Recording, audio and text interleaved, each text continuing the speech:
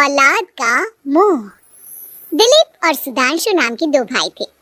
दिलीप की शादी कावेरी के साथ हुई और सुधांशु की शादी माया के साथ। शादी के बाद दोनों भाई अपनी अपनी पत्नी के साथ खुशी खुशी रहा करते थे। दोनों भाइयों के परिवार एक ही घर में रहता था, साथ में खाना, साथ में घूमना। कुल मिलाकर दोनों भाइयों का परिवार खुशहाल परिवार था। कुछ सालों के बाद दिलीप की पत्नी कावेरी को एक बेटा हुआ।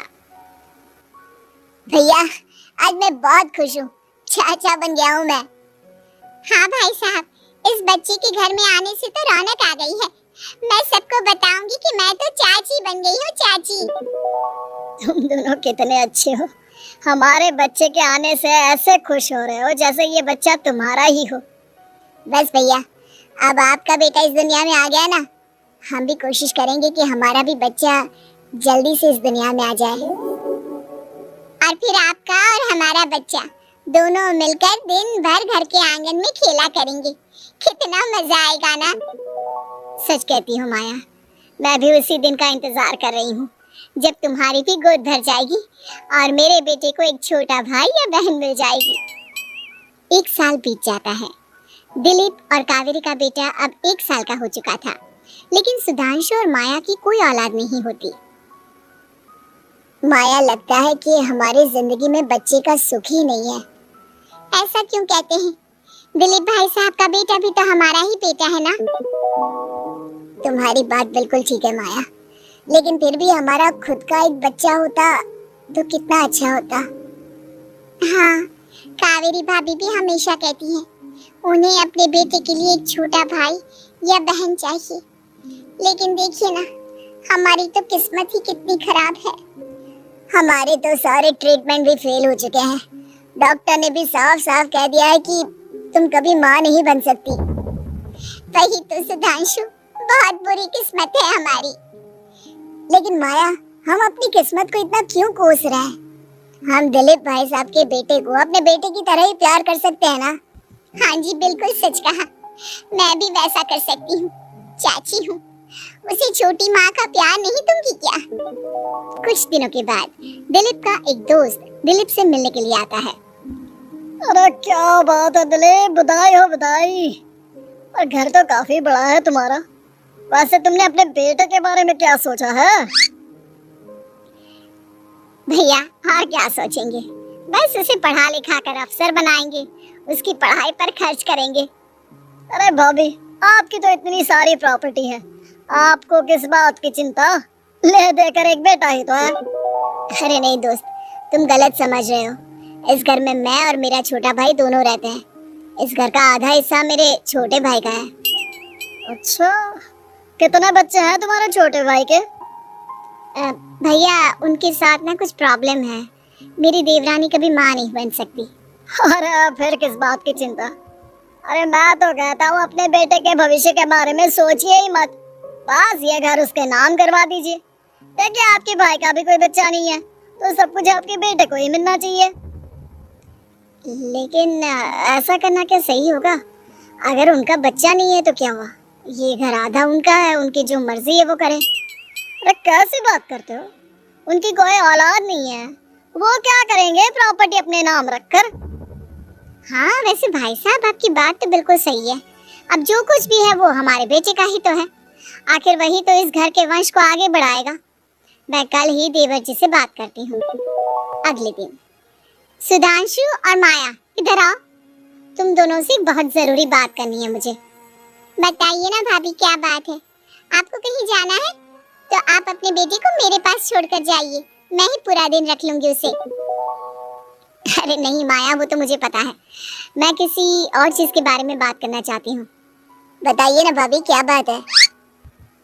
देखिए देवर जी, आपका कोई बच्चा है नहीं, लेकिन मैं जानती हूँ कि आप हमारे बेटे को अपने बेटे की तरह ही प्यार करते हैं।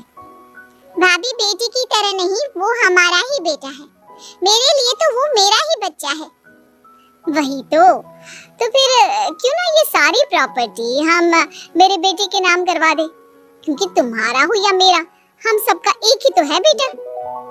लेकिन भाभी, अभी तो वो सिर्फ 1 साल का है। अभी से प्रॉपर्टी उसके नाम करवाने का क्या मतलब है? देखिए देवर जी, जो काम जितना जल्दी हो जाए ना उतना अच्छा। आने वाले वक्त का क्या भरोसा। भाभी भरोसा क्यों नहीं, हम तो हमेशा आपके बेटे को माँ बाप की तरह ही प्यार करेंगे। हाँ लेकिन फिर भी मैं चाहती हूँ कि ये सारी प्रॉपर्टी मेरे बेटे के नाम हो जाए। अब मुझे नहीं लगता तुम दोनों को इसमें कोई भी परेशानी होगी, है ना?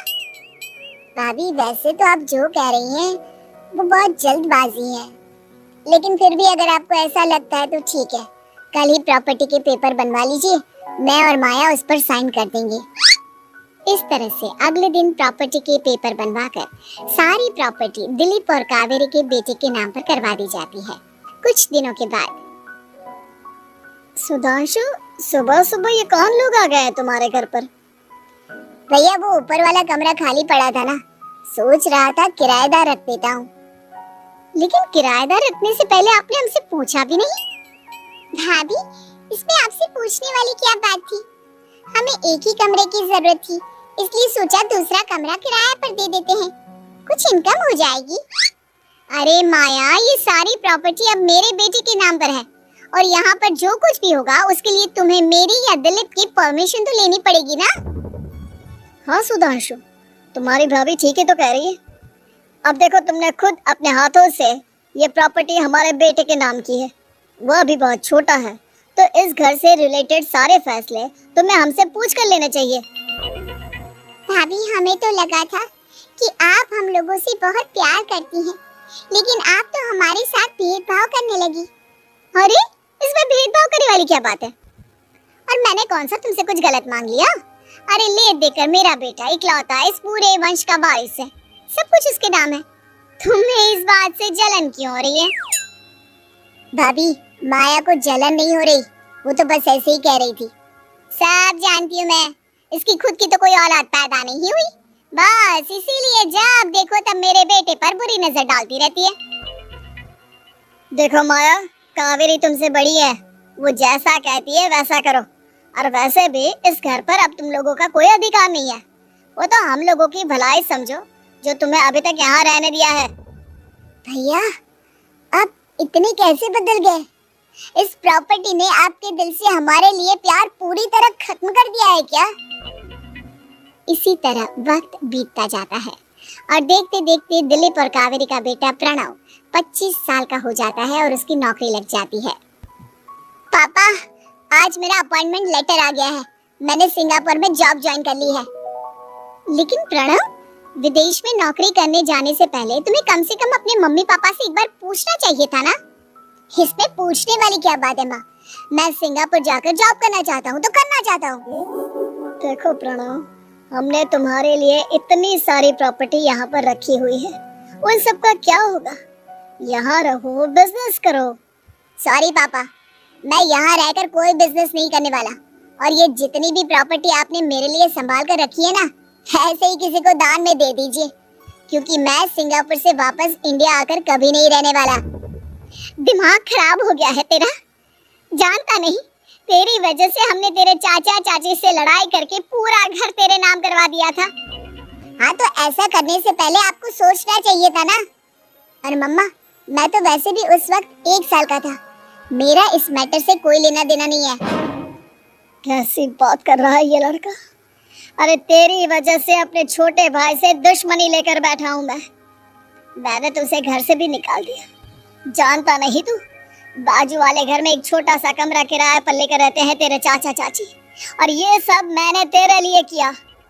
देखिए पापा, आपने जो कुछ भी किया अपने लिए किया, मैंने आपसे कब कहा था कि मुझे ये प्रॉपर्टी और घर चाहिए? और वैसे भी अपने भाई के साथ इस तरह का बिहेव करके आपने कोई अच्छा काम तो किया नहीं। तू सही कह रहा है बेटा, हमने तेरे चक्कर में अपने छोटे भाई जैसे देवर और बहन जैसी देवरानी को इस घर से निकाल दिया। बहुत बड़ी गलती हो गई मुझसे। ठीक है मॉम, तो अब आप अपनी गलती सुधारो, लेकिन मुझे तो फौरन जाना है, मैं वहीं जाऊंगा। अब आगे क्या करना है ये आपका डिसीजन है। और प्रणव सिंगापुर जॉब करने के लिए चला जाता है।